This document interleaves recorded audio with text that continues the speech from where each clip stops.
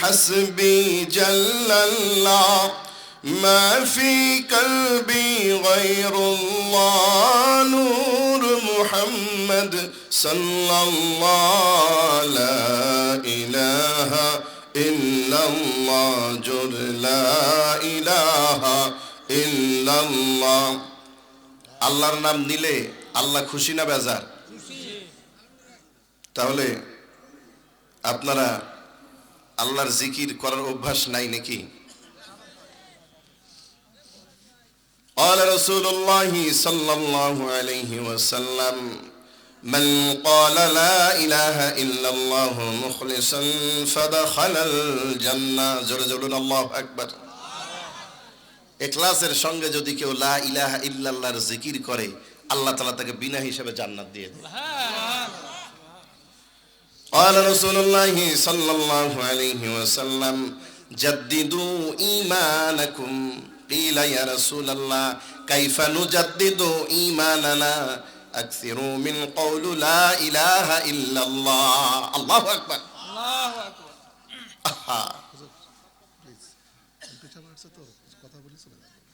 আলোচনার মাঝখানে এত রাত দেরি করে এসে আবার মাহফিল কমিটিকে বিষয়গুলো আগের থেকেই শিডিউলগুলো সাজায় রাখতে হয়। আসছেন যাক, আমি এখনো শুরু করি নাই, বলে নেন।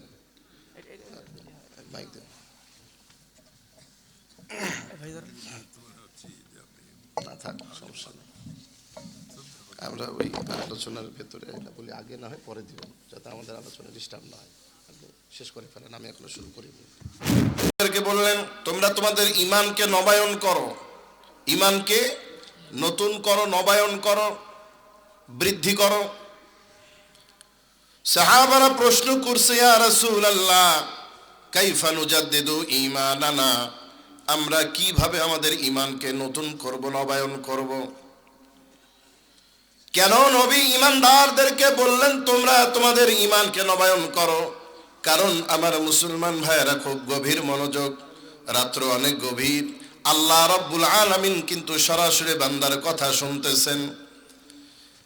ঈমান কেন নবী নবায়ন করার কথা বললেন? কারণ মানুষের ঈমানটা কখনো কমে আবার কখনো বাড়ে। আল ঈমানু ইয়াজিদু ওয়া ইয়ামকুসু, ঈমানটা বাড়ে আবার কখনো কমে। ঈমান কখন বাড়ে? ঈমান যখন বান্দা নেক আমল করে, নেক আমলের পরিবেশে থাকে, কোরআনের মজলিসে থাকে, তখন বান্দার ঈমান বেড়ে যায়। আল্লাহু আকবার। আজকে এই যে এই কোরআনের মজলিসে আছি, এখানে কোরআনের ব্যাখ্যা শুনবো, কোরআনের বয়ান শুনবো, ঈমানটা বাড়বে। এটা আমার কথা নয়, আল্লাহ রাব্বুল আলামিন তিনি নিজেই সূরা আনফালের 3 নম্বর আয়াতের মধ্যে বলেন, ইন্নামাল মুমিনুনা আল্লাযীনা ইযা যুকিরাল্লাহু ওয়াজিলাত কুলুবুহুম ওয়া ইযা তুলিয়াত আলাইহিম আয়াতুহু যাদাতুহুম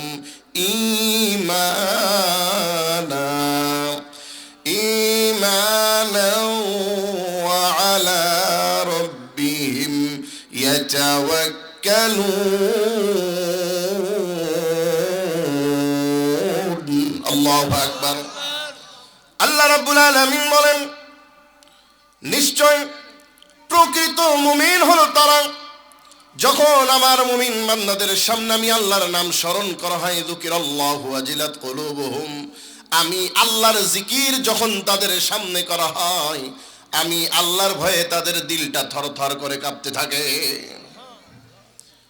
ওয়া ইযা তুলিয়াত আলাইহিম আয়াতুহু, আর যখন তাদের সামনে কোরআনের আয়াতের ব্যাখ্যা করা হয়, কোরআন তেলাওয়াত করা হয়, ওই মুহূর্তে যাদাতুহুম ঈমানা, ওই মুহূর্তে বান্দার ঈমান বেড়ে যায়। আল্লাহু আকবার বলেন। যখন বান্দার ঈমান বেড়ে যায়, ঈমানদার যখন ঈমানের বলে বলিয়ান হয়ে যায়, ওয়া আলা রাব্বিহিম ইয়াতাওয়াক্কালুন। আল্লাহু আকবার। ওই মুহূর্তে ইমানদার বান্দা এক আল্লাহ রব্বুল আলামিন ছাড়া দুনিয়ার কোন তাগুত বাতিল কোন মাখলুকের কাছে মাথা নত করে না। ইমানদার এক আল্লাহর উপরে ভরসা করে, কোন তাগুতের গোলামি তারা করতে পারে না। ঠিক কিনা বলো মুসলমান? ইমানের হালতে যখন বান্দা থাকে, কোরআনের পরিবেশের মধ্যে যখন থাকে, তখন তার ইমানটা বাড়তে থাকে। আর যখন গুনাহ করে, গুনার পরিবেশে যায়, ওই মুহূর্তে তাদের ইমানটা কমে যায়। ওই ইমানটা রাসূল বলেন তোমরা বাড়াও, কারণ আমরা তো 24 ঘন্টা গুনার মধ্যে থাকি। ঠিক কিনা? কেমন গুনাহ দেখেন, এখন বাজে প্রায় রাত্রি 12টা, 1টা-1:30 পর্যন্ত মাহফিল শুনবো, বাসায় যাব, ঘুম দিব, ফজরের নামাজ নেই। রাত 1টা-1:30 পর্যন্ত ওয়াজ শোনার পরে বাসায় যাব, প্রশংসা, বাপরে হুজুর কি দিল রে, কি কণ্ঠ, কি সুর, কি হাসায়, কিন্তু ফজরের নামাজ নাই। যেই ওয়াজ শোনার পরে ফজরের নামাজ কাদা হয়ে যায়, ওই ওয়াজ তোমাকে জাহান্নামে নেওয়ার জন্য যথেষ্ট হয়ে যাবে। তাহলে ইমান বাড়ছে না কমছে? ইমানটা বাড়ে এই পরিবেশের ভেতরে থাকলে। নবী বললেন ইমানটা বৃদ্ধি করো। সাহাবারা বলে কেমন করে ইমান বৃদ্ধি করব?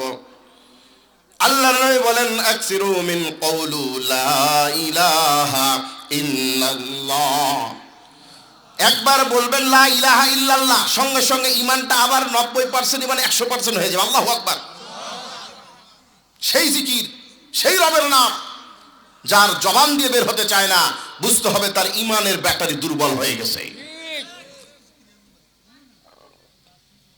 ইমানদারের জবান সর্বদা আল্লাহর নামে বুলন্দ থাকবে।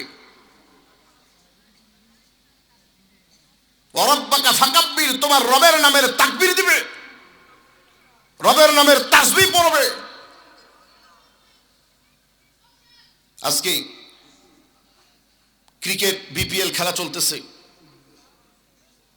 স্টেডিয়ামে যুবক যুবতী খেলা দেখতেছে, প্রাণের স্টার একটা 6 যখন মেরে দেয়, স্টেডিয়ামের শ্রোতারা এমন হই হুল্লোড়, আনন্দ উল্লাস, চিৎকার, মনে হয় ভূমিকম্প শুরু হয়ে গেছে।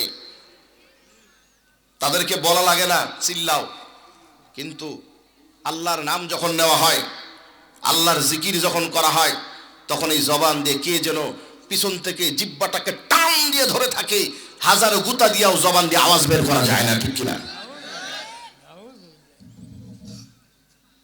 এই ইমান দিয়ে কিভাবে ইসলাম প্রতিষ্ঠা করবেন এই বাংলার জমিনে? এগুলো শুধু মুখের বুলি ছাড়া কাজের বেলায় ঠন ঠন ঠন ঠন, ময়দানে ঠেলায় জিহাদ জিহাদ জিহাদ চাই, জিহাদ করে বাঁচতে চাই বলা সহজ। বলেন জীবন দেওয়া সহজ নাকি ফজরের নামাজ পড়া বেশি সহজ? কোনটা? যেই মুসলমান ফজরের নামাজ পড়তে পারে না, সে জিহাদে জীবন দেওয়ার জন্য কিভাবে নিজেকে প্রস্তুত করবে? যেই ছেলেটা ফজরের নামাজ পড়ে না, রাত 12টা-1টার দিকে ফেসবুকে তার নামাজ দিয়ে স্ট্যাটাস দেখলে মনে হয় এটা আল্লাহর ওলি। ঠিক কিনা ভুল বলছি? আজকে আমরা রাতারাতি সোশ্যাল মিডিয়ায় দিন কায়েম করি, কিন্তু বাস্তব জীবনে তার ছিঁড়ে ফোটাও নাই। এভাবে বাংলার জমিনে যে পরিমাণের ওয়াজ মাহফিল হয়, পৃথিবীর কোন দেশে এই পরিমাণের ওয়াজ মাহফিল হয় না। এরপরেও ফিতনার সংখ্যা কম না বেশি? কারণ এটা আমরা একটা ফ্যাশন ট্র্যাডিশন হয়ে গেছে।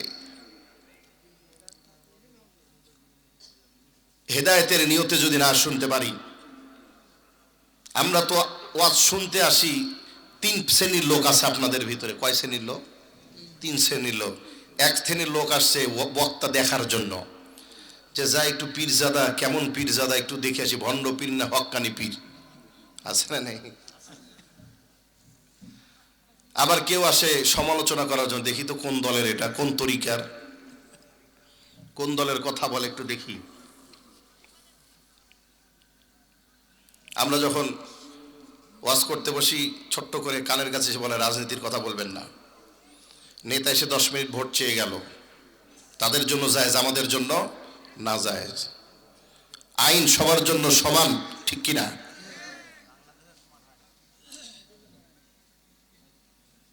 তার মানে নিয়ত যদি আমার ঠিক না থাকে, আমি যতই ওয়াজ শুনি আর যতই ওয়াজ করি, এতে কোনো লাভ হবে না। কারণ আল্লাহ রাব্বুল আলামিন বলেন, ওয়াকালু সামি'না ওয়া আতা'না গুফরানাকা রাব্বানা ওয়া ইলাইকাল মাসির। হে নবী, আপনি বলুন, আমরা এই কোরআনের কথাগুলো শুনবো, আগে শুনবো, শুধু শুনবো না, না না, ওই কথাগুলো মানা লাগবে। ওয়া আতা'না, মানবো। আমরা শুনতে পটু কিন্তু মানতে রাজি না। আমার অনেক মসজিদ দেখেছি আমি, অনেক মুসল্লিদেরকে মোবাইলের মধ্যে 24 ঘন্টা ওয়াজ শুনে, পেশাব করতেছে, পেশাবখানার দেওয়ালের উপরে মোবাইলে ওয়াজ চলতেছে, বাস্তব কথা বলছি, উজু করতেছে ওয়াজ বাজতেছে, চায়ের দোকানে চা খায় আর গীবত করে, আর এদিকে ওয়াজ বাজে। এমনও অনেক মানুষ আছে দেখবেন, রাতের বেলা ওয়াজ না শুনলে ঘুম হয় না, আছে না নাই? কিন্তু এক ওয়াক্ত নামাজ পড়ে না। তো শুনতে তো পটু, কিন্তু মানে না। আল্লাহ বলেন শুনলে হবে না, মানতে হবে। শুধু মানলেও হবে না, কবুল করার মালিককে। এই যে আমি নামাজ পড়লাম, দান করলাম, এটা কবুল হবে কি হবে না, এটার গ্যারান্টি দেওয়ার কোনো সুযোগ আছে? এমন কোনো ব্যক্তি বলতে পারবে যে আমি নামাজ পড়ছি, আমি দান করছি, এটা কবুল হয়েছে? এই বলার সুযোগ নাই। এই জন্য আল্লাহ বললেন, গুফরানাকা রাব্বানা ওয়া ইলাইকাল মাসির। আল্লাহর কাছে কান্নাকাটি করে দোয়া করা লাগবে, মালিক আমল করেছি, কতটুকু কবুলযোগ্য আমল করেছি তুমি ভালো জানো। তুমি যদি মাফ না করে দাও, আল্লাহ যদি মাফ না করে, রহম না করে, জান্নাতে যাওয়ার কোনো সুযোগ আছে নাকি? এই জন্য শুনতে হবে, মানতে হবে, এবং আল্লাহর কাছে কান্নাকাটি করে দোয়া করতে হবে। তা আমাদের প্রথমটা আছে, বাকি দুইটা নাই। শুনতে আমরা পটু, মানেও না, জীবনেও কোনোদিন, কত দোয়া করলাম জীবনে, কত সিজদা দিলাম, আল্লাহর ভয়ে কোনোদিন এক ফোঁটা পানি চোখ দিয়ে বেরোইছে, কেউ বলতে পারবেন? লাভ কি? এজন্য আসুন, আজকে আলোচনা শুরু করার আগে আপনাদের কাছে আমার শেষ মেসেজ। আমি একজন মুসাফির, প্রথম পরিচয় আমার। দ্বিতীয় পরিচয়, আমি একজন পীরজাদা। আমার আব্বা হুজুর আলহাজ হযরত মাওলানা মুফতি খাদিমুল ইসলাম রাহিমাহুল্লাহ রাজশাহীর একজন তাসাউফের লাইনের একজন কামেল হক্কানি পীর ছিলেন, যার জীবনে তিনি একটা মুস্তাহাব ছেড়েছেন বলে আমি দেখি নাই। সুন্নত ফরজ তো এগুলো অনেক পরের বিষয়, মুস্তাহাব অতিরিক্ত। আমার জীবনে আমি মাথায় টুপি ছাড়া, দস্তরখান ছাড়া কোনোদিন খাবার প্লেট পাই নাই। এমন একজন আল্লাহর ওলির সন্তান আমি। দ্বিতীয় পরিচয়। তৃতীয় পরিচয়, আল্লাহ রাব্বুল আলামিনের ঘর জিয়ারত করে এসেছি। আজকের শেষ মোনাজাতে যদি আমার সঙ্গে করে এই হাতে হাত রেখে তওবা করে যেতে পারেন, খোদার কসম এই মাহফিল হবে আপনার জান্নাতের ওসিলা, ঠিক কিনা বলো? শুধু নিয়তটাকে পরিবর্তন করে ইখলাসের নিয়তে, আমলের নিয়তে ওয়াজ শোনা লাগবে। পারবো তো ইনশাআল্লাহ? কারা কারা পারবো দুটো হাত তুলে দেখা দেই।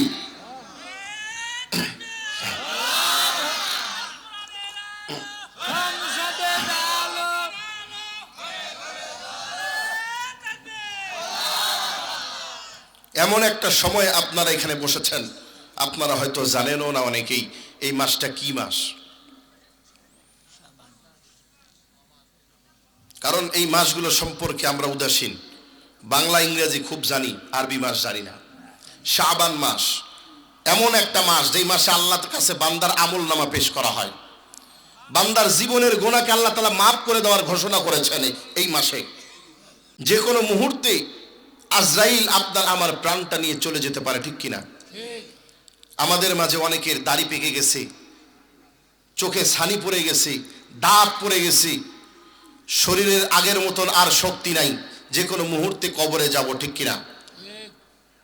কিন্তু মরণের আগে মৃত্যুর প্রস্তুতি, ওই কবরের সামান এই দুনিয়ায় তৈরি করার দরকার আছে কি নাই? গুনাহ করতে করতে দাড়ি পেকে গেল, মোষ পেকে গেল, এখনো পর্যন্ত আমাদের গুনার খায়সাত অন্তর থেকে গেল না, ঠিক কিনা? কিন্তু আল্লাহ রাব্বুল আলামিন বলেন, বান্দারে গুনাহ করেছো, সীমা লঙ্ঘন করেছো, রব্বুকুম আ'লামু বিমা ফি নুফুসিকুম, বান্দা তুমি সীমা লঙ্ঘন করেছো, গুনাহ করতে করতে জীবনটাকে শেষ করে ফেলেছো। আরে বান্দা, হতাশ হওয়ার কোনো কারণ নাই, টেনশন করার কোনো কারণ নাই। লা তাকনাতু মির রাহমাতিল্লাহ, বান্দা আমার রহমত থেকে নিরাশ হইও না। যত বড় গুনাহগার হও না কেন, যত বড় পাপী হও না কেন, বান্দারে তুই যদি তোর গুনাহের কারণ অনুতপ্ত হয়ে আমি রবের কুদরতি পায়ে তোর নাক আর কপালটা ঠেকাইয়া সুবহান রাব্বিয়াল আ'লা বলে বলে ডাক দাও, আমি আল্লাহ ঘোষণা দিলাম, মানতু সুদাম তুনাম সুদি, মানতু সুদাম তুজা সুদি। আল্লাহু আকবার। ওই মুহূর্তে আমি আর তুই, তুই আর আমি, মাঝখানে কোনো পর্দা থাকবে না। বান্দা তুই আমাকে ডাকতে দেরি হবে, আমি আল্লাহ তোর জীবনের গুনাহগুলো মাফ করতে দেরি হবে না। রব্বুকুম আ'লামু বিমা ফি নুফুসিকুম, বান্দা আমি তোর মনের খবর সবচাইতে ভালো জানি। বান্দা তুমি যে গুনাহ করেছো দুনিয়ার কোনো মানুষ যদি নাও জানে, আমি আল্লাহ রব্বুল আলামিন সব কিছু জানি, ঠিক কিনা? আরে চম্পাবীদের যুবকেরা শীতের রজনীতে কম্বলের তলে, ল্যাপের তলে মুড়ি দিয়ে স্মার্টফোনের মধ্যে তুমি কি গুনাহ করো, দুনিয়ার কোনো মানুষ না দেখলেও আল্লাহ রব্বুল আলামিন জানেন কিনা? অন্ধকার রজনীতে বান্দা তুমি কি গুনাহ করেছো কেউ যদি নাও জানে, কিন্তু একজন জানেন, তিনি কে? এ বান্দা আমি তোর মনের সব খবর জানি, কিন্তু আমি সব কিছু জানার পরেও দুনিয়ার কোনো মানুষকে জানাই নাই। আপনার আমার জীবনে এমন অনেক গুনাহ আছে যে গুনাহ আমি আর আল্লাহ ছাড়া কেউ জানে না। সেই গুনার কথা যদি আমার বিবি জানতো, বিবি বলে পরিচয় দিত না। আমার বাবা মা জানলে সন্তান বলে পরিচয় দিত না। পাড়ার মানুষ জানলে সমাজে বসবাস করতে দিত না। কিন্তু আল্লাহ রাব্বুল আলামিন তার সাত্তার নামের পর্দা দিয়ে আপনার সকল বড় বড় অপরাধগুলোকে ঢেকে রেখেছেন, দুনিয়ার কোনো মানুষকে জানতে দেয় নাই। ওয়া বাদালাহুম সাইয়্যাতু মা আমিলু ওয়া হাকা বিহিম বিমা কানু ইয়াকসিবুন।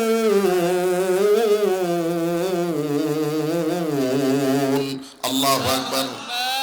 এক জশ্মে জাদা গাফিল আযা শাহিন বাশি, এক জশ্মে জাদা গাফিল আযা শাহিন বাশি, শায়দ কে নিগাহ কুনদ আগাহ নবাশি, শায়দ কে নিগাহ কুনদ আগাহ নবাশি। জোরে জোরে বলুন আল্লাহু আকবার। হাশরের ময়দানে মানুষের আমলনামাগুলো যখন প্রকাশ পেয়ে যাবে, বক্তার বক্তাগিরি থাকবে না, পীরের পীরগিরি থাকবে না, অলির অলিগিরি থাকবে না, নেতার নেতাগিরি থাকবে না। যখন সব কিছু প্রকাশ পেয়ে যাবে, কিন্তু আল্লাহ রব্বুল আলামিন তার সাত্তার নামের পর্দা দিয়ে সব গুনাহগুলো গোপন রাখছেন, দুনিয়ার কোনো মানুষকে জানতে দেন নাই। ওই মালিকে এখনো আছে না নাই? রব বলেন, বান্দা টেনশন করো না, আমি আল্লাহ, তুই আমাকে ডাক। এ বান্দা আমাকে ডাকতে দেরি হবে, কিন্তু তোর ডাকে সাড়া দিতে দেরি হবে না।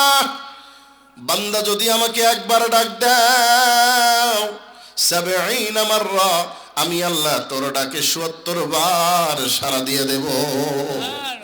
এমন মালিক আমরা পেয়েছি যেই মালিককে ডাকলে খুশি, না ডাকলে বেজার। দুনিয়ার মধ্যে মা বাবার চাইতে আপন কেউ নাই, ঠিক কিনা? বিবাহ করছেন 10 বছর, কোনো সন্তান নাই। একটা সন্তানের জন্য দুনিয়ার কোনো পীরের দরবার নাই, কোনো ডাক্তার নাই, কোনো বড় কোনো হাসপাতাল নাই, কোনো তন্ত্রমন্ত্র নাই, বাকি রাখে নাই। একটা সন্তান দরকার। যখন পাশের বাড়ির ছোট ছোট সন্তানগুলি তাদের বাবা মাকে আব্বা আম্মা বলে ডাক দেয়, এই পিতা মাতা সন্তানবিহীন বাপ মা, ওই পিতামাতার ডাক শুনি তাদের বড় আফসোস হয়। আহা, আজকে যদি তাদেরও একটা সন্তান থাকতো, আব্বা বলে ডাকতো, আম্মা বলে ডাকতো। কান্নাকাটি দোয়া তদবির করার পর 10 বছর পর গিয়ে একটা সন্তান হইছে। ওই সন্তানটা যখন একটু বড় হয়, প্রথম জবান দিয়ে আব্বা বলে ডাক দিছে, আম্মা বলে ডাক দিছে। 10 বছরের বাপ মা সোনার বিরহ ব্যথা এক মুহূর্তেই শেষ হয়ে গেছে, ঠিক কিনা? ওই মুহূর্তের আনন্দ খুশি ভাষায় প্রকাশ করা যাবে না।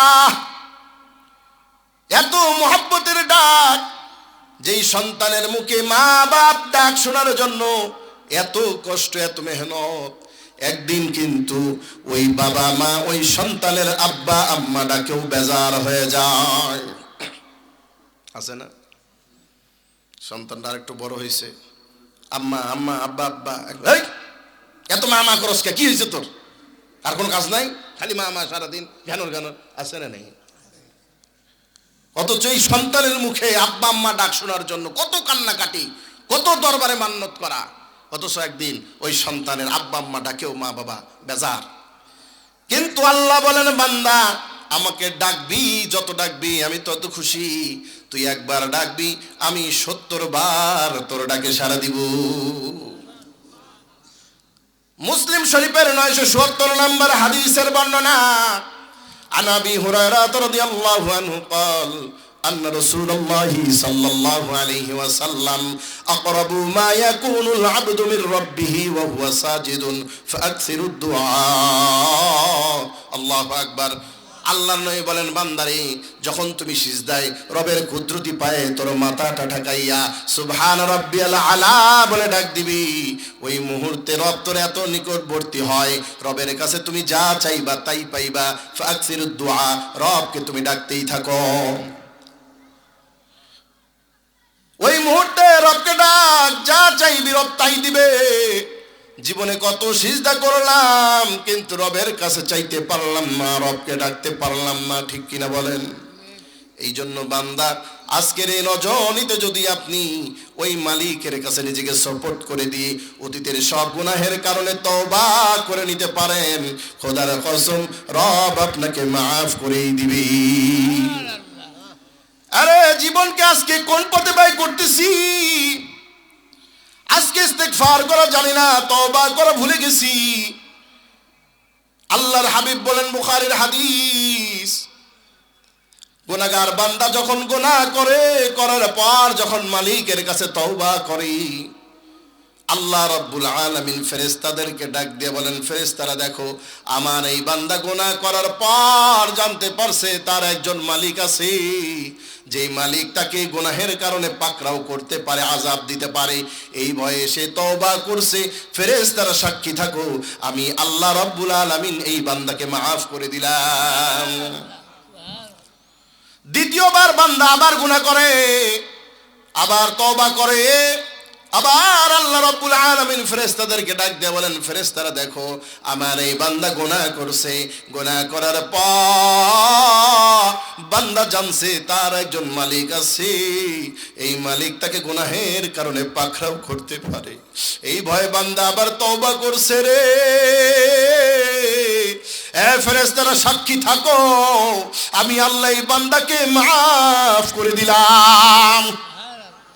আবার বান্দা দ্বিতীয়বার গুনাহ করছে, আবার তওবা করছে।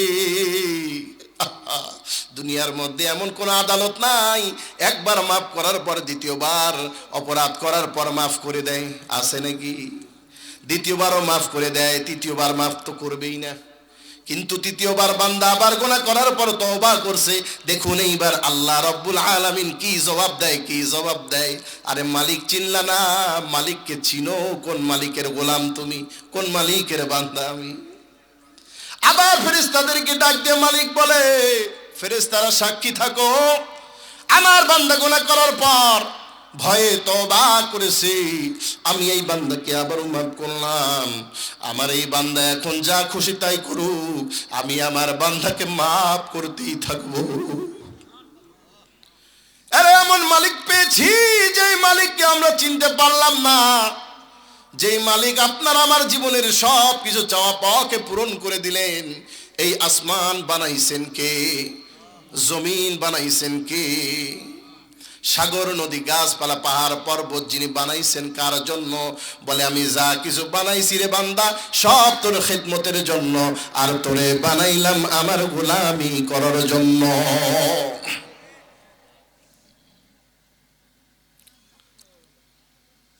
সুতরাং ওই মনিবকে চেনা লাগবে। গুনাহ করব, গুনাহ করনে ওয়ালা বান্দা আল্লাহর কাছে বড়ই প্রিয়। যেই বান্দা বেশি গুনাহ করে ওই বান্দাকে আল্লাহ বেশি ভালোবাসে। এটা পীরজাদা মুফতি নাজমুল ইসলামের দাবি নয়, আল্লাহর হাবিব তার জবানের কথা। ইবনে মাজা শরীফের হাদিস, কুল্লু বনি আদম খাত্তাউন ওয়া খায়রুল খাত্তাইন আত-তাওয়াবুন। সকল বনি আদম হলো গুনাহগার, কিন্তু ওই গুনাহগার আল্লাহর কাছে প্রিয় যেই বান্দা গুনাহ করার পরে তওবা করে। যেই বান্দা গুনাহ করার পর তওবা করে ওই বান্দা আল্লাহর কাছে বেশি প্রিয়। কারণ গুনার খায়সাত দিয়েই তো আল্লাহ তাআলা বানাইছেন। গুনাহ যদি না করতাম তাহলে তো জান্নাত জাহান্নামের ফয়সালা হইতো না। ফেরেশতারা গুনাহ করে না, তাই তাদের জান্নাত জাহান্নাম কিছুই নেই। আমাদের জন্য জান্নাত জাহান্নাম কেন? আমাদের জন্য আদেশ নিষেধ আছে, এই জন্য আমাদের জন্য আল্লাহ তাআলা জান্নাত জাহান্নামের ব্যবস্থা করে রাখছেন। আর বান্দা গুনাহ করবে, করার পর মালিককে ডাকবে, মালিক এই বান্দার উপরে আরো বেশি খুশি হয়ে যায়। এই জন্য বেশি বেশি করে ওই মালিকের স্মরণ করা লাগবে, ওই মালিককে ডাকা লাগবে। ওই মালিককে যতবার ডাকবো ওই মালিক ততই আপনার আমার উপরে খুশি। আমাদের মধ্যে অনেকেই আছে ওই রবকে বেশি ভালোবাসি, খুব ভালোবাসি। রবের ভালোবাসা পাওয়ার জন্য আরে চম্পাবিদের মুসলমানেরা, মথুরা পাড়া চরপাড়ার মুসলমান যুবক ভাইয়েরা আমার গভীর মনোযোগ দেন। এই দুনিয়ায় রব আমাদেরকে তার গোলামি করার জন্য পাঠাইছেন। ইয়া আইয়ুহান নাসু উবুদু রাব্বাকুমুল্লাযী খালাকাকুম ওয়াল্লাযীনা মিন ক্বাবলিকুম লাআল্লাকুম তাত্তাকুন। আল্লাহু আকবার।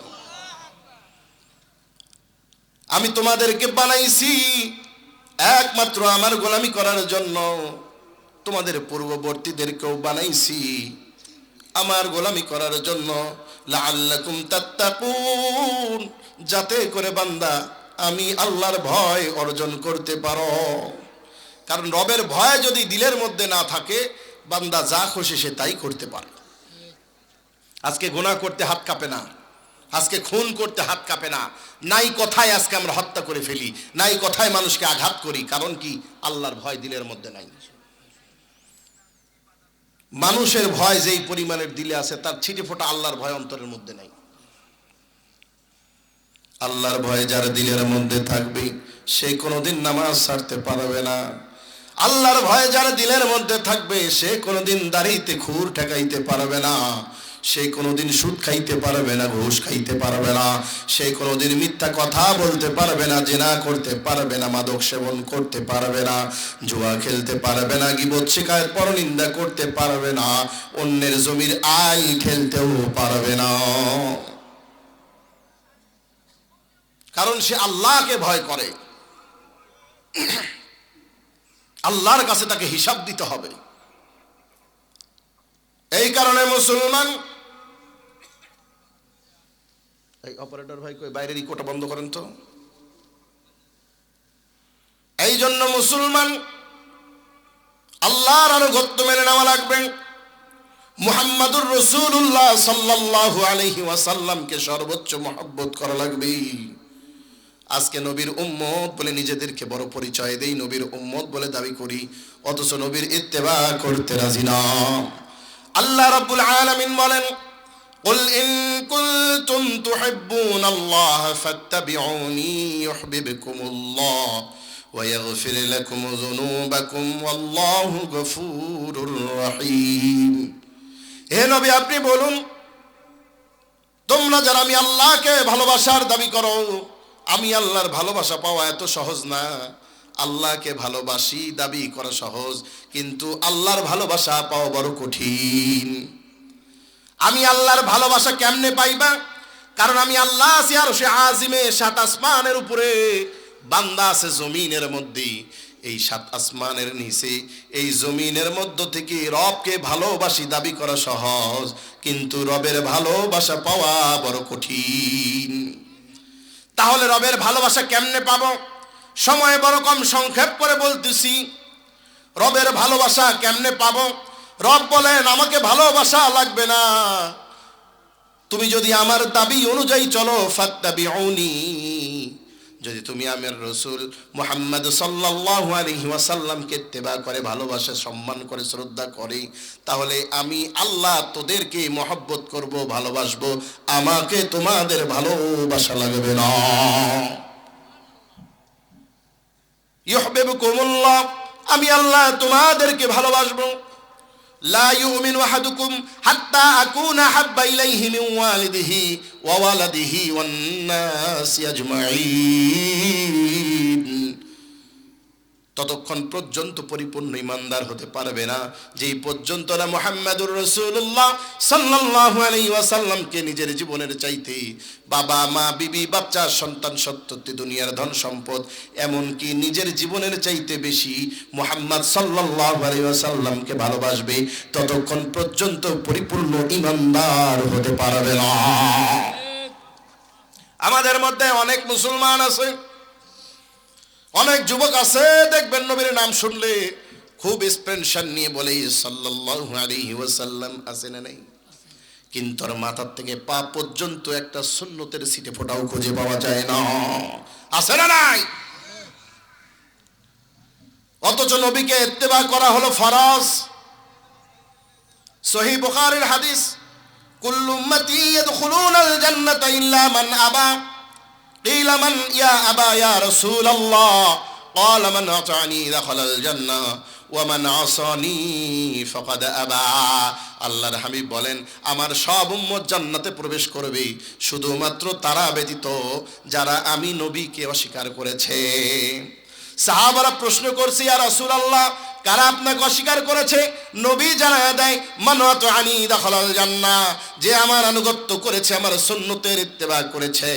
মান আহাব্বা সুন্নতি ফাকাদ আহাব্বানি ওয়া মান আহাব্বানি কানা মাই ফিল জান্নাহ, যে ব্যক্তি আমার সুন্নতের ইত্তেবা করবে, আমি নবী তাকে মহব্বত করব, আর আমি নবী যাকে মহব্বত করব, কানা মাই ফিল জান্নাহ, সেই ব্যক্তি জান্নাতে আমার সঙ্গে থাকবে।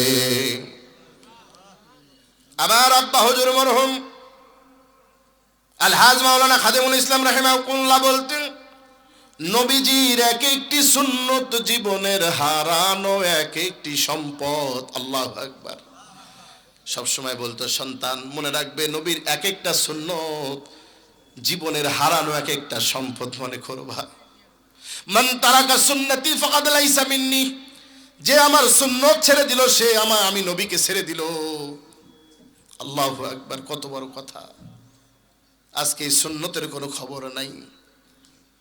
মুখে তোর হরে কৃষ্ণ, অন্তরেতে হরির নাম, মাঝে মাঝে বলিস মুখে আল্লাহ আমার জানের জান, এই হলি তুই আল্লাহর বান্দা, নাম রেখেছিস মুসলমান, ঠিক কিনা?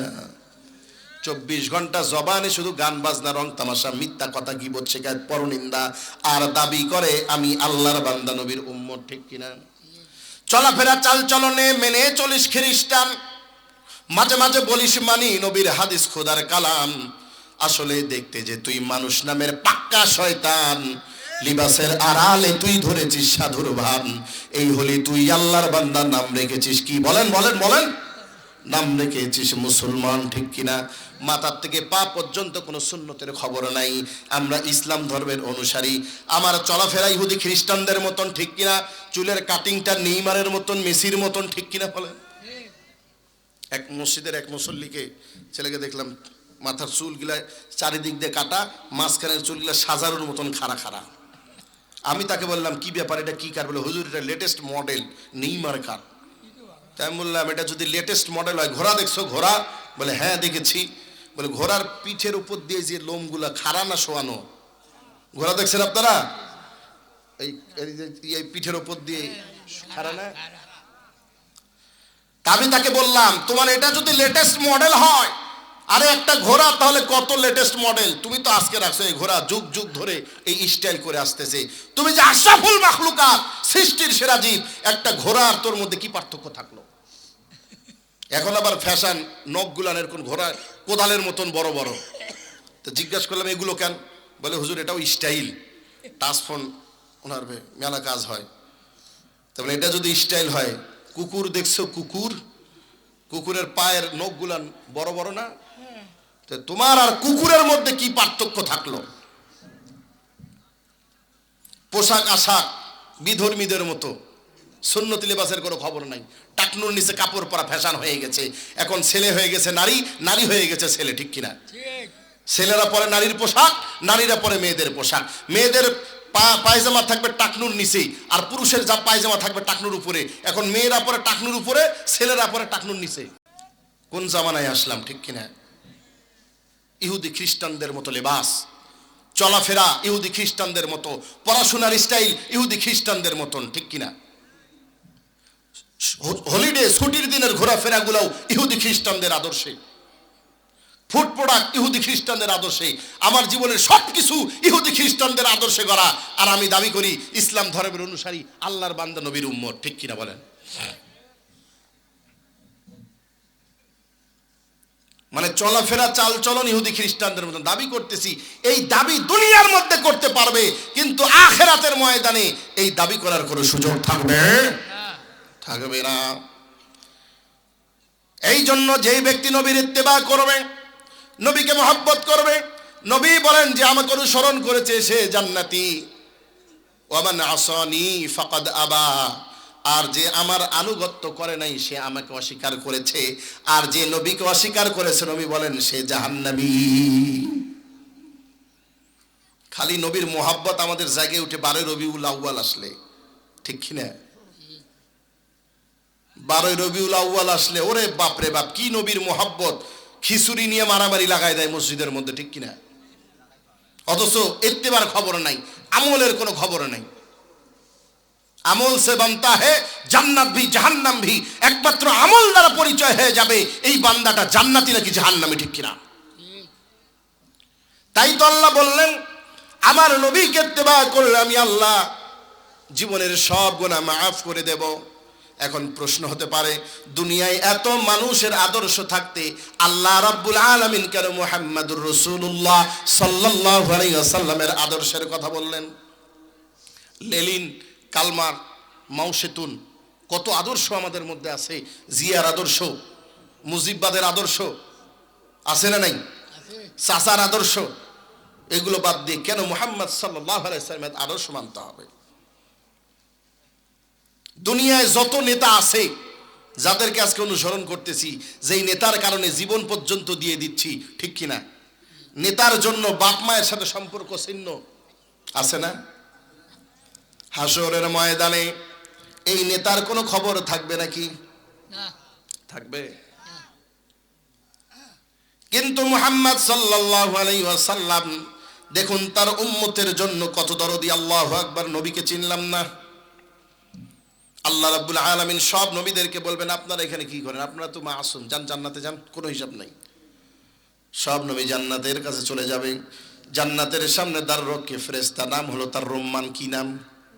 রোম্মান। বলবে দাঁড়ান, পরিচয় দেন, কে আপনি? আছে না বিভিন্ন জায়গায় দারোয়ান, চাইলেই ঢোকা যায়, পরিচয় লাগে। তা বলে আমি আদম নবী। বলে সময় হয়নি, অপেক্ষা করেন। আপনি কে? পরিচয় দেন। বলে আমি নূহ নবী।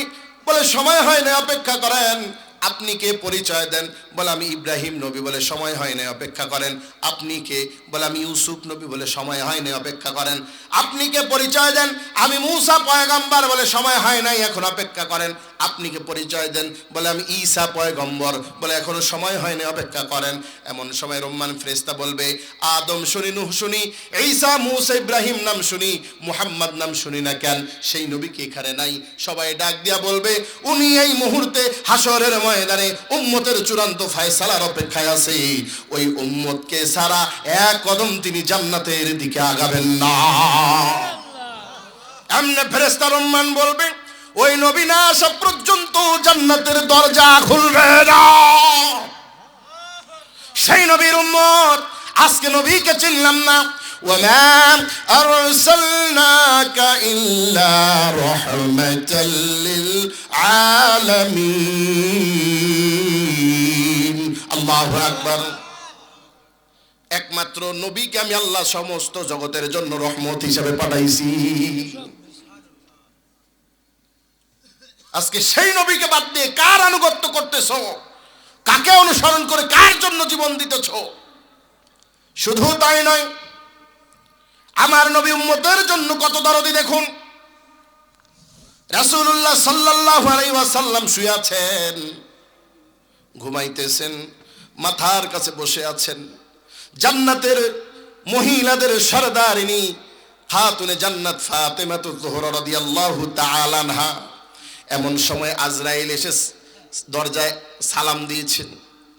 ফাতেমা ডাক দিয়ে বলেন, আমার বাবা বিশ্ব নবী মুহাম্মদুর রাসূলুল্লাহ সাল্লাল্লাহু আলাইহি ওয়াসাল্লাম অসুস্থ, ঘুমাচ্ছেন। এমন সময় কে আসলেন? দরজার কাছে গেছেন কি? বাহির থেকে আজরাইল ডাক দিয়ে বলে, ও ফাতেমা, আপনি আমাকে চিনেন না? আমি মালাকুল মউত আজরাইল। এই খবরটুকু শুনুন। ভাই থেকে ভাই নিয়ে যাই, পিতার থেকে সন্তান নিয়ে যাই, সন্তান থেকে পিতা নিয়ে যাই, রাজ্য থেকে প্রজা থেকে রাজা নিয়ে যাই, রাজার থেকে প্রজা নিয়ে যাই, ভাই থেকে ভাই নিয়ে যাই। আমার নাম আজরাইল, মালাকুল মউত। এই খবরটুকু শুনুন। এমন সময় হযরত ফাতেমা রাদিয়াল্লাহু তাআলা আনহা একটা দৌড় দিয়ে রাসূলুল্লাহর কাছে গিয়ে বলে, ইয়া রাসূলুল্লাহ, এই ঘরের মধ্যে আপনি আর আমি, আজরাইল কেন আসলো একটু আমার কাছে বলুন। আল্লাহু আকবার। খারাপ লাগতেছে? শেষ করে দিব? কালেকশন হয়নি এতক্ষণ? এত প্রচার করতে গেলে তো আর আলোচনা করা হবে না। মাগরিবের পর থেকেই তো কালেকশন শুনতেছি। এগুলো কি এখনই ঘোষণা করা লাগবে?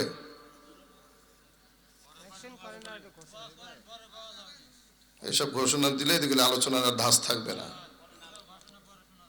আমি পরে একবারে বলে দোয়া করে দেব, সমস্যা নাই তো। কি যেন বলছিলাম? হ্যাঁ, এই যে ভাইজান মনোযোগ দিয়ে শুনতেছে ওয়াজ। আমি কিন্তু ওয়াজ শেষে ধরবো যে কি আলোচনা হলো, কি পয়েন্টে পরে। কেন আজরাইল ঘরের মধ্যে আসলো? ওগো পয়গম্বর, একটু বলুন। আল্লাহর নবী ডাক দিয়ে বলে, ফাতেমা কেঁদো না। আল্লাহ রাব্বুল আলামিন আমাকে নবী করে পাঠিয়েছেন, কোরআন দিয়েছেন, নবুয়ত দিয়েছেন, সত্য ইসলাম প্রকাশ করলাম, প্রচার করলাম দুনিয়ার জন্য, দুনিয়ার মানুষের জন্য যেমন আমি নবী, জীবিত মানুষের জন্য যেমন আমি রহমত, মৃত মানুষের জন্য আমি তেমন রহমত। দুনিয়ার মধ্যে আমার দায়িত্ব শেষ, আমি পালন করলাম। কবরের মধ্যে যাব, কবরের মধ্যে আমার কোটি কোটি গুনাহগার উম্মত আমার যাওয়ার অপেক্ষা করতেছে। ফাতেমা কেঁদো না। আল্লাহ রাব্বুল আলামিন বন্ধুর কাছে মেহমান পাঠিয়েছেন, মেহমানকে গ্রহণ করে নিলাম। ফাতেমা বলে, এটা তো আজরাইল জীবন নিয়ে যায়, মেহমান হয় কেমনে? বলে, ফাতেমা, আল্লাহ তাআলা মেহমান পাঠিয়েছেন, বন্ধুর হাদিয়া আমি গ্রহণ করলাম, আমার পাশে বসার জায়গা করে দাও। এমন সময় ফাতেমা দরজাটা খুলে দিয়ে একটা দৌড় দিয়ে হাসান হুসাইনের ঘরের মধ্যে গিয়ে বলে, আমার সন্তানের একটা খবর শোনো, এই ঘরের মধ্যে আজরাইল চলে আসছে তোমাদের নানাকে নেওয়ার জন্য। তোমাদের যদি কারো কোনো কথা থাকে তোমার নানার সঙ্গে কাটছিট করে নাও। এই দুইটা ভাই চাতক পাখির মতো, ঘোড়ার মতো, বিজলির মতো একটা দৌড় দিয়ে মুহাম্মদুর রাসূলুল্লাহ সাল্লাল্লাহু আলাইহি ওয়াসাল্লামের কোলের মধ্যে গিয়ে গালের মধ্যে চুমু খায়, কপালের মধ্যে চুমু খায়, ডাক দিয়ে বলে, নানা গো, মায়ের কাছ থেকে একটা খবর শুনলাম, এই ঘরের মধ্যে নাকি আজরাইল চলে আসছে আপনাকে নেওয়ার জন্য। পয়গম্বর ডাক দিয়ে বলেন, হাসান রে, হোসাইন রে, কেঁদো না, আমি তোমাদের নানা, তোমাদের কাছে আল্লাহর কিতাব কুরআন রেখে যাচ্ছি, আমার হাদিসগুলো রেখে যাচ্ছি। 5 ওয়াক্ত নামাজ পড়বে, ওই নামাজের মধ্যে বসে তোমরা তোমাদের নানাকে সালাম দিবে, আসসালামু আলাইকা আইয়ুহান নবী। আছে না নাই? কিয়ামত পর্যন্ত আমার যদি কোনো উম্মত নামাজের মধ্যে বসে আমাকে সালাম দেয়, সালাম দিতে দেরি হবে, আমি নবী তার জবাব দিতে দেরি হবে না। হাসান রে, হোসাইন রে, খেদো না। সবার সঙ্গে কথা বলে নিলেন। ফাতেমা কান্না করতেছে, ডাক দিয়ে বলে, ফাতেমা, ও ফাতেমা, কেঁদো না, তোমার স্বামী বড় দামি স্বামী, ফাতেমা, তোমার সন্তানগুলো বড় দামি সন্তান, ও ফাতেমা তুমি কেঁদো না, তোমার মা একজন বড় দামি মা, ফাতেমা তুমি কেঁদো না, দুনিয়ার কেউ তো তোমার বাবার মতন বাবা পায় নাই। দুনিয়ার কোন বাবার ব্যাপারে আল্লাহ রাব্বুল আলামিন কোরআনের মধ্যে আয়াত নাজিল করে জানান নাই। তোমার বাবার ব্যাপারে আল্লাহ বলেছেন, ওয়ামা আরসালনাকা ইল্লা রাহমাতাল লিল আলামিন। সবাই একটু আমার সঙ্গে সঙ্গে বলুন, ওয়ামা আরসালনাকা ইল্লা রাহমাতাল লিল আলামিন। আল্লাহু আকবার বলো। ফাতেমা তুমি কাঁদছো কেন? তোমার স্বামী একজন বড় দামি স্বামী। ফাতেমা তুমি কাঁদছো কেন? তোমার সন্তানগুলো বড় দামি সন্তান। ফাতেমা তুমি কাঁদছো কেন? তোমার মা বড় দামি মা।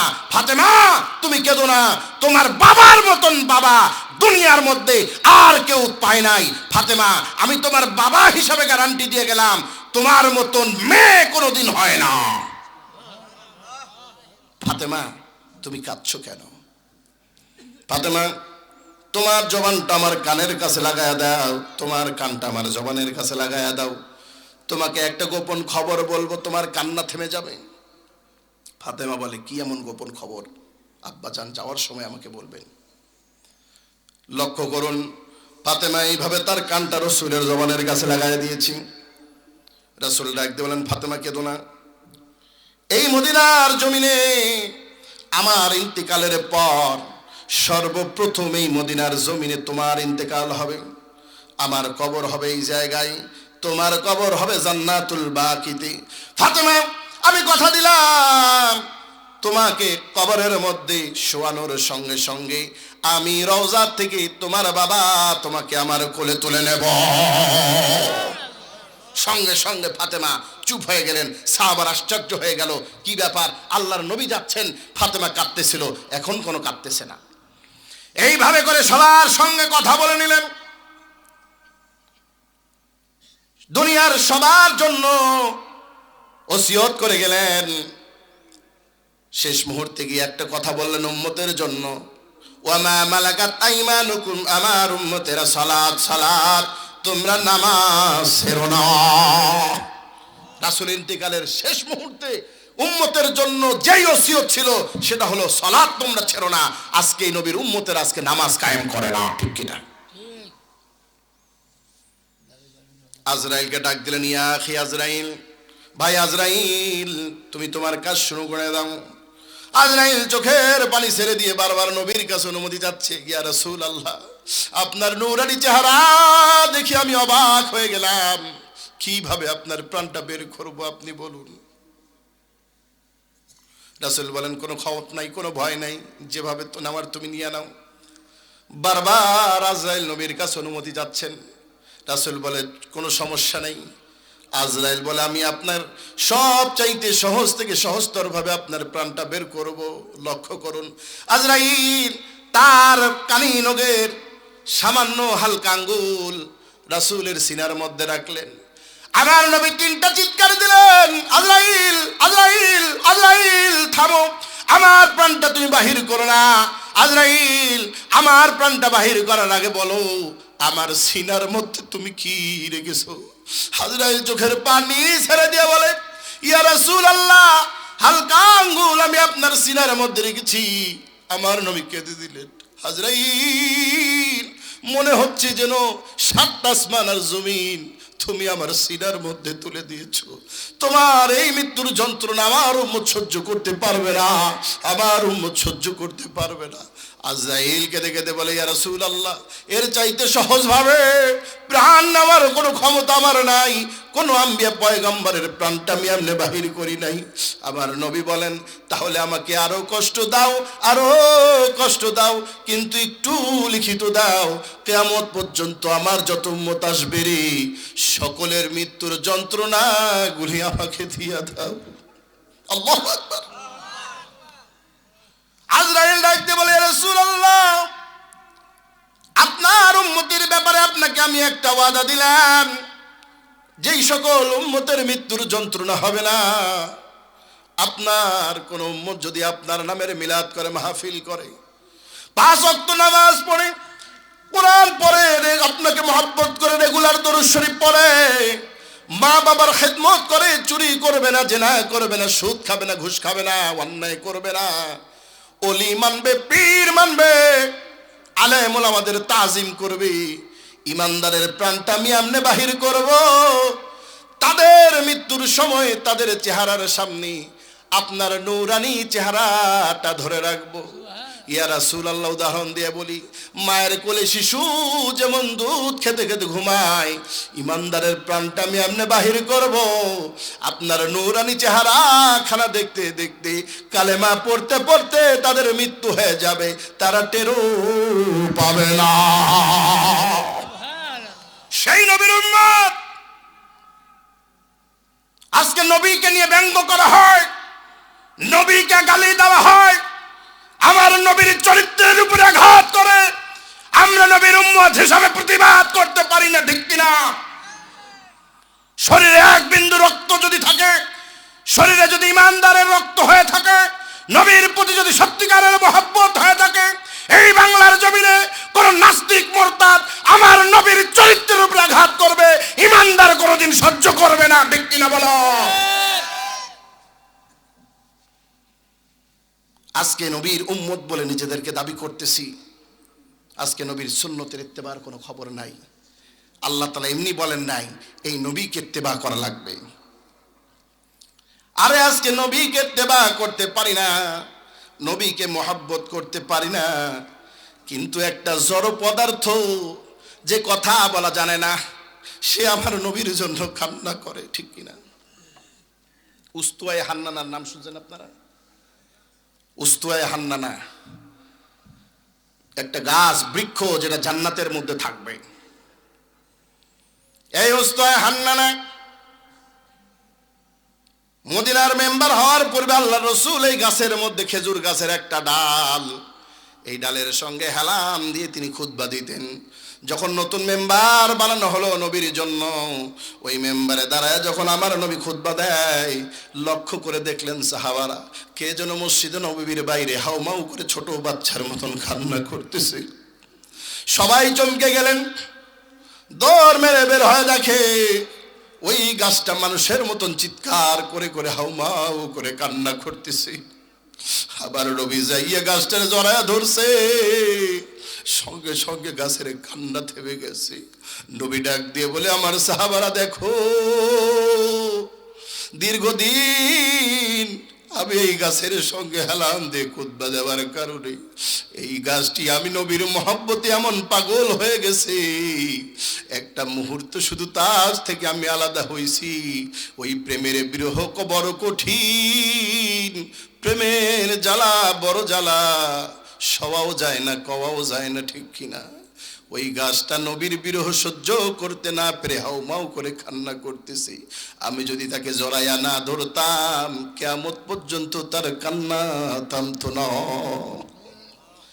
আরে মুসলমান, এমন নবীর উম্মত, ওই নবীকে মহব্বত করতে পারলাম না, নবীর ইত্তেবা করতে পারলাম না। নবী আমার এমন কোন নবীর চরিত্রের ব্যাপারে আল্লাহ রাব্বুল আলামিন বলেন নাই, কিন্তু আমার নবীর চরিত্রের সার্টিফিকেট আল্লাহ রাব্বুল আলামিন নিজেই দিয়া বলেন, ওয়া ইন্নাকা লাআলা খুলুকিন আযীম। আল্লাহু আকবার। মুসিবত না পাই যদি, মুসিবত না পাই যদি, করুণা তোমার, কবরে হাসরে কি হবে আমার, কবরে হাসরে কি হবে আমার, ঠিক কিনা? নবীকে যদি চিনতে না পারো, আল্লাহ রাব্বুল আলামিন বলেন, ওয়া ইন্নাকা লাআলা খুলুকিন আযীম। আল্লাহু আকবার। হে নবী, আমি আপনাকে মহান চরিত্রের অধিকারী করে বানাইছি। মহান চরিত্র, এই যুবক মুরব্বী বাবাজিরা একটু ভালো করে লক্ষ্য করুন, মহান চরিত্র কাকে বলা হয়? চরিত্র হলো তিন প্রকার। কয় প্রকার? তিন প্রকার চরিত্র। এক নাম্বার হলো খুলুকে হাসান, দুই নম্বরে খুলুকে জাইয়েদ, তিন নম্বরে খুলুকে আজিম। খুলুকে হাসান মানে হলো ভালো। কেমন ভালো? কেউ আপনাকে একটা গালি দিল, পাল্টা আপনিও একটা গালি দিলেন, সমান সমান, এটাকে বলা হয় ভালো, খুলুকে হাসান। দুই নম্বর খুলুকে জাইয়েদ, উত্তম চরিত্র। কেমন উত্তম? কেউ আপনাকে একটা গালি দিয়েছে, আপনি পাল্টা তাকে গালি না দিয়ে বললেন, যা তোরে মাফ করে দিলাম। আছে না নাই এরকম মানুষ? আছে না? এটা আগেরটার চাইতে একটু ভালো না? এটাকে বলা হয় খুলুকে জাইয়েদ। খুলুকে আজিম তিন নাম্বার চরিত্র। মহান চরিত্র কাকে বলে? কেউ আপনাকে গালি দিল, আপনার ক্ষতি করলো, আপনি তাকে গালিও দিলেন না, মারলেনও না, তার ক্ষতিও করলেন না, বরং তার সঙ্গে ভালো আচরণ করে তার খারাপ চরিত্রটাকে ভালো করে দেওয়ার নামই হলো খুলুকে আজিম। আসমান আর জমিনের নিচে, আসমান আর জমিনের মাঝখানে মুহাম্মাদুর রাসূলুল্লাহকে ছাড়া এমন চরিত্র আল্লাহ রাব্বুল আলামিন আর একজন না কেউ দেয় নাই। এক ইহুদি এসে রাসূলের কাছে টাকা পাবে, রাসূল দাঁড়ায় আছেন, পিছন গলার মধ্যে রুমাল ঝুলতেছে, পিছন থেকে এসে রুমালটা ধরে মারছে, টান টান দিয়েই বলতেছে, ওই টাকা নেওয়ার সময় মনে থাকে, দেওয়ার সময় মনে থাকে না?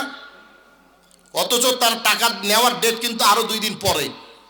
তো যখন টান দিছে, রসুলের চেহারা তো ছিল বাদামি কালারের, সঙ্গে সঙ্গে সব রক্তগুলোর চোখের কাছে এসে জমা হয়ে গেছে। পাশে ছিল ওমর রাদিয়াল্লাহু তাআলা আনহু, গরম হয়ে গেছে, এই ইহুদি, আল্লাহর নবীর সামনে তার অনুমতি ছাড়া কোনো কিছু করার আদেশ নাই, নাহলে এই মুহূর্তে তোর দেহ থেকে মাথাটা আলাদা করে ফেলতাম, তুই কাকে কষ্ট দিলি? নবী বলতেছে, ওমর খবরদার, সে তো পাওনাদার, সে তো তার টাকার জন্য আসবেই, কিন্তু তুমি তার সঙ্গে এইভাবে আচরণ করতে পারো না। এই মুহূর্তে বাইতুল মালে গিয়ে তার পাওনা টাকা শোধ করবা, তাকে যে তুমি ধমক দিয়েছো, ঝাড়ি দিয়েছো, এই জন্য আরো 200 দিরহাম জরিমানা দিবা। আল্লাহু আকবার বলেন। আমরা হইলে কি করতাম? কিরে, এখনো সময় আছে, আমরা তো ডেট পার হয়ে যাওয়ার পরেও টাকা দেই না। মানে টাকা বর্তমানে ধারটা যে এমন একটা জঘন্য জায়গায় চলে গেছে, নেওয়ার সময় হাত পা ধরে নেয়, এবার দেওয়ার টাকা তোলার সময় আমি হলাম অপরাধী, নিজের টাকা নিজে তুলতে গিয়ে অপরাধী, ঠিক কিনা? বর্তমান চিত্র। এই জন্য এখন টাকা থাকলেও আর কেউ ধার দেয় না, জানে যে ধার দিলে মহাবিপদ, আর পাওয়া যাবে না ওইটা। এক সময় চাইতে চাইতে নিজেই বিরক্ত হয়ে আর চায় না। আমি আমার ব্যক্তিগতভাবে আমার বন্ধু মহলে প্রায় লক্ষাধিকের মতো টাকা পাবো, ছাত্র জমানা থেকেই ছেড়ে দিয়েছি, ও আর পাওয়া যাবে না। দিব, দিচ্ছি, কিরে দিব, এত টাকা চাস কি জন্যে? হইলেই তো দিব, আপনাদের এলাকায় মনে হয় এরকম লোক নাই, আছে? তো যাও তাড়াতাড়ি 200 দিরহাম দিয়ে দাও, আপনাদের কষ্ট হয়ে যাচ্ছে মনে হয়, ছেড়ে দেওয়া দরকার। আলোচনা কি চলবে? তাহলে আলোচনা চলার আগে এই কাগজগুলো একটু শেষ করে দেই, এই টেনশনে কমিটিরও ঘুম হচ্ছে না। মোহাম্মদ জাকারিয়া ইসলাম, বয়স 7 বছর। হৃদয় শ্রাবণের বাড়ি যেন দু চোখ ভরে, বেদনার স্মৃতি এসে আমায় কাঁদায়, আমায় কাঁদায়। মাগো মাগো মায়েরা চোল নিরে তোমরা যারা আছো মার স্নেহের ছায়ায়, বুঝবে কি করে বলো মা ছাড়ায় জীবন কত অসহায়। মায়ের স্নেহের বুঝি নেই তুলনা, মাগো মাগো। আমার মায়ের কথা পড়লে মনে আধারের মেঘে ঢেকে যায় হৃদয়, শ্রাবণের বাড়ি যেন দু চোখ ভরে, বেদনার স্মৃতি এসে আমায় কাঁদায়, আমায় কাঁদায়। মাগো মাগো, ঠিক কিনা? মাশাআল্লাহ। এমন অনেকের মা নাই, মায়ের কথা। জান্নাতে যাবে না? বলে না, মুরব্বীরা জান্নাতে যাবে তো মুরব্বী অবস্থা না, ঈসা আলাইহিস সালামের মতো 33 বছরের যুবক বানায় আল্লাহ জান্নাতে দিবেন। তো চাচাকে ওই মুরব্বী অবস্থা আল্লাহ তাআলা জান্নাতে দিও না, এর উদ্দেশ্য 33 বছরের যুবক, টাট্টা যুবক মানে আমার বয়স কিন্তু এখন 33, আমার মতো যুবক বানায় আল্লাহ তাআলা জান্নাতে পাঠাক। বলে আল্লাহুম্মা আমিন। 10,000 হুর আল্লাহ তাআলা দান করুক, বলে না আমিন। কারণ এই বুড়া বয়সে জান্নাতে চাই করবে এটা কি? ওখানে তো শরীরের জোশের দরকার আছে, শক্তির দরকার আছে, ঠিক কিনা?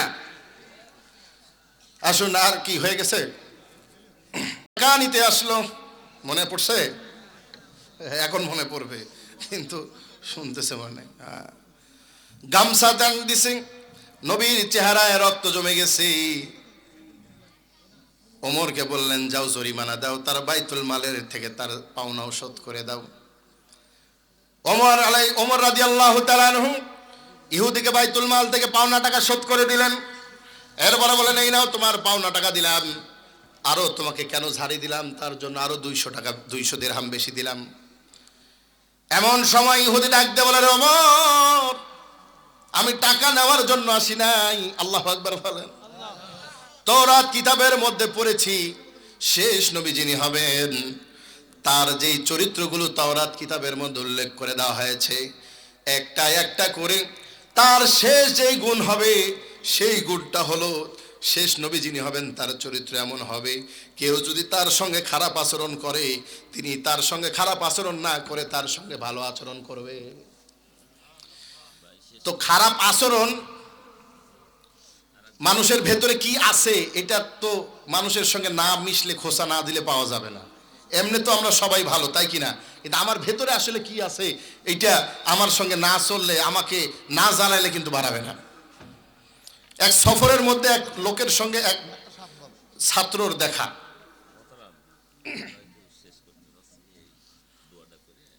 ইনশাআল্লাহ শেষ করলে তো আমারও ভালো। হ্যাঁ, একটা ব্যতিক্রমী দান আছে, আমাদের শ্রী তপন কুমার সরকার মাদ্রাসার রান্নার জন্য 10 মণ খরিদান করছে। আল্লাহু আকবার, মাশাআল্লাহ। দোয়া করেন তার জন্য। 10 মিনিট সময় নিন।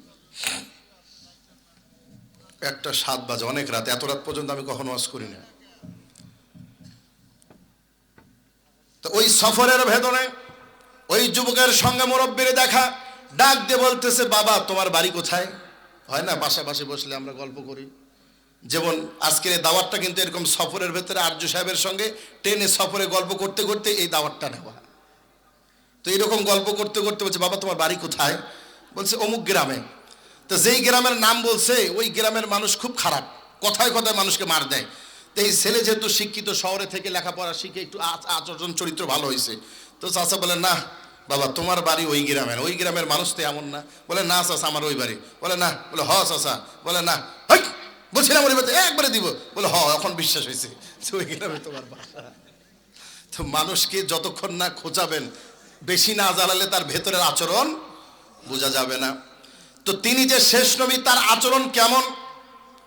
আমি যদি তাকে ওই যে পিছন থেকে রুমাল ধরে টান দিয়ে না বলতাম তোমার টাকা নেওয়ার সময় মনে থাকে, দেওয়ার সময় মনে থাকে না, এই কাজ করার পর, কথা বলার পর আমার প্রাপ্তি ছিল জুতার বাড়ি। কিন্তু আমাকে তিনি গালি দিলেন না, বকা দিলেন না, মারলেন না, বরং পাওনা টাকা তো দিলেন। আমি কেন, তুমি আমাকে ধারি দিলা, তার কারণে আরো 200 দিরহাম দিল। টাকা নেওয়ার জন্য আসি নাই রে, আমি এই নবীর চরিত্র যাচাই করেছি, আমার আর বুঝতে বাকি নাই তিনি যে শেষ নবী। টাকা নেওয়ার জন্য আসি নাই, ওই নবীর হাতে হাত রেখে কালিমা পরে মুসলমান হতে এসেছি। এটাই হলো মুহাম্মদুর রাসূলুল্লাহ। ওয়া ইন্নাকা লাআলা খুলুকিন আযীম। এমন চরিত্র, এমন মহান চরিত্র আমি আল্লাহ আপনাকে দান করেছি, যেই চরিত্র দুনিয়ার আর কাউকে দেয় নাই।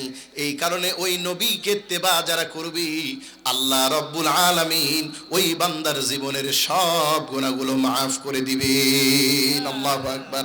এই নিয়ে এখনো 2 ঘন্টা আলোচনা করা যেত, যেহেতু সময় শেষ। কেন আমরা নবীকে ইত্তেবা করব, বিশাল ঘটনা। আল্লাহু আকবার। রাত্র পার হয়ে যাবে। আর আমি আলোচনা বাড়াবো না। দোয়ার জন্য বলেছেন, তবারকের ব্যবস্থা আছে। আল্লাহ তাআলা এতক্ষণ দীর্ঘ সময় ধরে ধৈর্য সহকারে আমার আলোচনা আপনারা শুনলেন, এই ওসিলায় যেন আল্লাহ তাআলা আপনাদের জীবনের গুনাহ মাফ করে দেয়। আপনাদের সঙ্গে সামনে মা বাবার হায়াত বৃদ্ধি করে দাও, সুস্বাস্থ্য দীর্ঘ হায়াত দান করো। আয় আল্লাহ আমাদেরকে কবুল করে নাও। এই গোরস্থানের মাইয়্যত যারা শুয়ে আছে, সকল মাইয়্যতকে তুমি মাফ করে দাও। আয় রাব্বুল আলামিন জীবনের গুনাহগুলোকে মাফ করে দাও। দূর দূরান্ত থেকে 5 গ্রাম মিলাজকে এই মাহফিল করেছি, সকলকে তুমি মাফ করে দাও। আমি মুসাফির, সুদূর রাজশাহী থেকে এসেছি। আয় আল্লাহ মুসাফিরের দোয়া কবুল হয়। শাবান মাস বরকতের মাস, তোমার দরবারে দোয়া করতেছি। আল্লাহ এতিমখানাটিকে কবুল করে নাও। এতিমখানাতে যারা সহযোগিতা করে, আলেমদেরকে মহব্বত করে, কোরআনের পাখিদেরকে মহব্বত করে, তুমিও তাদেরকে মহব্বত করে জান্নাতি বানায়া দাও। রিজিকের মধ্যে তাদের বরকত দিয়া দাও। সন্তানগুলিকে দিনদার হিসেবে কবুল করে নাও। আয় আল্লাহ আজকের এই আয়োজনকে কবুল করে নাও। কাল কিয়ামতের কঠিন মুসিবতের দিনে নাজাতের জরিয়া বানায়া দাও। আয় আল্লাহ আমার আরজু ভাইকে কবুল করে নাও। তার চিকিৎসার জটিলতাগুলো দূর করে দাও। আয় আল্লাহ তার সকল পেরেশানিগুলো দূর করে দাও। সাইদুর ভাইকে কবুল করে নাও। আয়োজক বৃন্দ যারা আছে, যুবকদেরকে সহ সকলকেই কবুল করে নাও। আমার মাইক অপারেটর ভাইকে তুমি কবুল করে নাও। আয় আল্লাহ এত সুন্দর একটা মাইকের ব্যবস্থা করে দিয়েছে। কত বক্তারা আমরা মাইকে কথা বলে কষ্ট পাই। আল্লাহ এত সুন্দর মাইক, কত ভালো কথা বলা যাচ্ছে, মন চাইতেছে আরো কথা বলি, আরো কথা বলি। আয় আল্লাহ মাইকলা ভাইয়ের ব্যবসার মধ্যে বরকত দিয়া দাও। আয় আল্লাহ সকল মুসলিদিদেরকে কবুল করে নাও। সকল দাতা দানশীলদেরকে কবুল করে নাও। আমার মা বোনদেরকে কবুল করে নাও। যুবকদের কবুল করে নাও। মুরব্বী বাবাদেরকে কবুল করে নাও। উলামায়ে কেরামদের কবুল করে নাও। এই মাদ্রাসার উস্তাদদেরকে কবুল করে নাও। ছাত্রদেরকে কবুল করে নাও। সর্বোপরি আমাকেও কবুল করে নাও। আল্লাহ দিনের খেদমতে আমাদেরকে কবুল করে নাও। আমাদের রিজিকের মধ্যে বরকত দিয়া দাও। আমাদের হায়াতের মধ্যে বরকত দিয়া দাও। অভাবগুলি দূর করে দাও। আমাদের ঋণগুলো পরিশোধের ব্যবস্থা করে দাও। নেশার থেকে বিরত থাকার তৌফিক দাও। চগলখুরি থেকে বিরত থাকার তৌফিক দাও। 5 ওয়াক্ত নামাজের ইহতিরাম করার তৌফিক দাও। সৎ আমল করে চলার তৌফিক দিয়া দাও। আল্লাহুম্মা বারিক লানা ফি শাবান ওয়া বাল্লিগনা রমাদান। আল্লাহ এই শাবান মাসে আমাদেরকে বরকত দাও। সামনে রমজান, রমজান পর্যন্ত বাঁচায়া রাখো। রমজানের পরিপূর্ণ প্রস্তুতি আমার তৌফিক দিয়া দাও। রব্বিরহামহুমা কামা রব্বায়ানি সগীরা। আয় আল্লাহ মরণের আগে একবার হলেও ওই বাইতুল্লাহ জিয়ারত করার তৌফিক দিয়া দাও। তোমার রাসূলের রওজার সামনে দাঁড়াইয়া সালাতু সালাম পড়ার তৌফিক দিয়া দাও। জবানটা ছেড়ে ছেড়ে সবাই একবার বলুন, আসসালাতু ওয়াসসালামু আলাইকা ইয়া রাসূলাল্লাহ, আসসালাতু ওয়াসসালামু আলাইকা ইয়া হাবিবাল্লাহ, الصلاة والسلام عليك يا شفيع المذنبين، الصلاة والسلام عليك يا رحمة للعالمين। আয় আল্লাহ, মরণের পূর্বই নবীর দিদার দিয়া ধন্য করায় দিও। স্বপ্ন যোগে একবার হলেও রহমাতুল লিল আলামিনের দিদার নসিব করায় দিও। মৃত্যুর সময় জবানে কালেমা নসিব করায় দিও। কালেমা পড়তে পড়তে নূর নবীর চেহারা খারা দেখতে দেখতে যেন প্রাণটা বাহির হইয়া যায়। ربنا تقبل منا إنك أنت السميع العليم وتب علينا إنك أنت التواب الرحيم سبحان ربك رب العزة عما يصفون سلام على المرسلين والحمد لله رب العالمين وجل آخر كلامتنا عند الموت لا إله إلا الله محمد رسول الله صلى الله عليه وسلم السلام عليكم ورحمة